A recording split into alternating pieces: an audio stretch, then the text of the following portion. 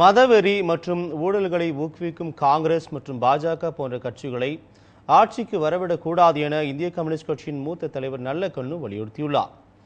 விருதுநகர் மாவட்டம் ஸ்ரீவில்லிபுத்தூரில் தென்காசி தொகுதி இந்திய கம்யூனிஸ்ட் கட்சியின் வேட்பாளர் லிங்கத்தை அறிமுகம் செய்யும் கூட்டம் நடைபெற்றது.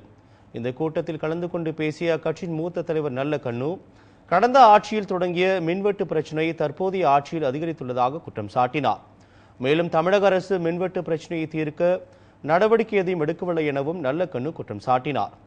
கடந்த 64 ஆண்டுகளாக மதவெறி மற்றும் ஊழல் ஆகியவை நாட்டில் தலை தூக்கி இருப்பதாக குற்றம் சாட்டிய நல்லக்கண்ணு, அதை ஊக்குவிக்கும் காங்கிரஸ் மற்றும் பாஜக போன்ற கட்சிகளை ஆட்சிக்கு வரவிடக்கூடாது என அவர் வலியுறுத்தினார்.